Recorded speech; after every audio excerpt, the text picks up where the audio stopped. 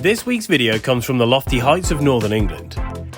Today I'm riding at the Kielder Forest Trail Centre right on the border of Scotland. Home to some amazing riding, Kielder boasts a number of mountain bike trails spread out across the hillside. And today I'm here to ride the Deadwater Trail. Setting off, the Deadwater Trail is a relatively short 7km red graded loop. Riding this, you also have the option to add on a black section, which takes the trail length to just over 10k.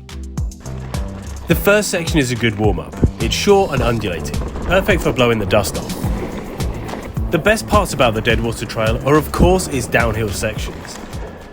But it's also worth mentioning the uphills too. This section is called Three Dog Climb. It snakes its way gradually up the valley. It gets steep in places, but is well surfaced and has good grip. Gonna have to remember, gotta keep wiping the camera today.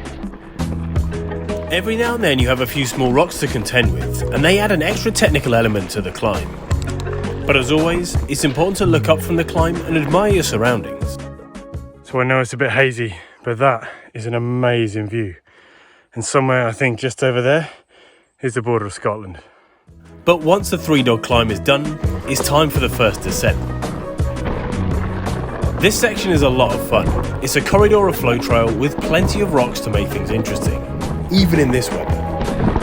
I've got to remember how to ride wet rocks. It's not the longest or fastest section here by far, but it has enough to keep you entertained and looking forward to hitting the bigger stuff later on. There are plenty of little rock jump options to spice the trail up a bit, and it's good to give your legs a bit of a rest before climbing. After riding on trails that have literally been bone dry for the last few months, it's so strange riding in the wet again. The Fire Road climbs are pretty easy, and at the top of this one is where the real downhill starts. I remember this trail being quite fun, so let's go. Before you head into the woods, you have this nice flowing section. Complete with rocky obstacles, the first 100 metres of trail sets you up for the kind of thing you're going to be riding later on. This whole section can be ridden quite fast, and as I find out shortly, speed is your friend when riding some of these obstacles. Oh, yes. But as I head into the dense woodland, the visibility changes. Oh, it's so dark in here. Can't see a thing. Although this trail has been surfaced in the past, it definitely has a natural feel about it. As you get into the woods, you have a whole manner of rocky obstacles to contend with, which of course looks flat on camera. Up and over the rocks. So it's really dark and really misty in here. If I'm having trouble seeing, you won't be able to see anything on the GoPro. But I had bigger problems than visibility. Yep, that's the underside of my saddle you can see. Not an angle my chest mounted camera is usually able to view. Let's see that again. I was going way too slow to ride this feature, but managed to get away with it. This is a classic example of why you should look at a line before you just ride over it. Just readjust the camera there, you took a bit of a whack. I would love to tell you that I learned an important lesson from nearly going over the bars on that rock, but we all know that I didn't. There were plenty of these optional rock features to ride, and I decided to ride as many of them as possible. You never know if the rocks are jumps, rolls, or quite what. Yeah, it's a kind of hit and hope type thing today.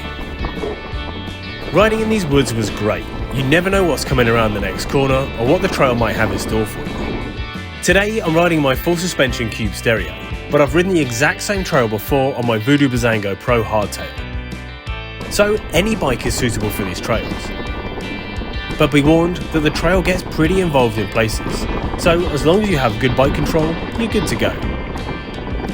Regular viewers of the channel will know that I love riding descents, and the Deadwater Trail has its fair share of these. But as I mentioned earlier, there are some good uphill sections on this trail too. And the next big uphill is full of rocks. Okay, start of the rock gardens. Do I have what it takes? I'm well aware that my fitness has definitely dropped over the last year, so the combination of steep uphill and difficult slippery rocks is going to be a challenge for me. When going slow, to make it over the rocks, you have to focus on what line you're going to take, the gear you're in, and trying to keep an even amount of power to your back wheel to stop yourself from slipping out, all whilst trying to keep your balance and trying not to whack your cranks on a rock. I'm determined not to stop on this section, but by this point in the climb, my legs are tired. Oh no, he's gone offline. I'm not stopping. Oh no. Definitely in the wrong gear. And with the end in sight, I was done. Oh, that wasn't pretty, but I'll take it. With the uphills well and truly conquered, it was time to ride the longest downhill section of the entire trail. This takes you from the top of the hill all the way back down to the car park at the bottom. This is also the fastest section of the whole trail too. Compared to the other big descents, this one doesn't have as many technical rock features, but what it lacks in the way of technical features, it makes up for in flow.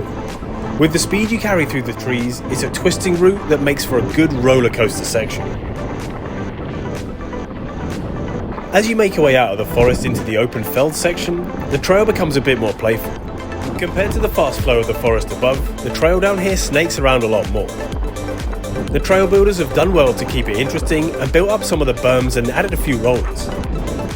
It would be easy to let your bike run away with you at this point, but the subtle features and trail characteristics are good to keep you focused, because you don't know what's coming next or which way the trail will turn.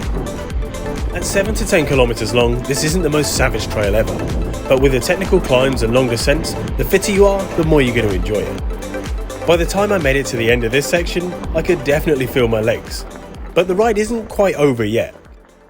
With one more section to ride before you make the car park, you have one decision left to make. Do you keep on the red trail and gently flow your way back down on some nice easy corners, just enjoying your time in the forest? Or do you take the 2-dot tabletop line? I think we all know the right decision to make here. I decided to finish strong with these 3 little jumps. A great way to end a really exciting and super fun trail. However, there is one downside to my trip here today.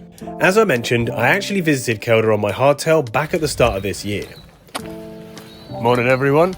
It's 8:04, 0 degrees out here, and I'm up in the north in Kielder Forest. Let's go for a ride.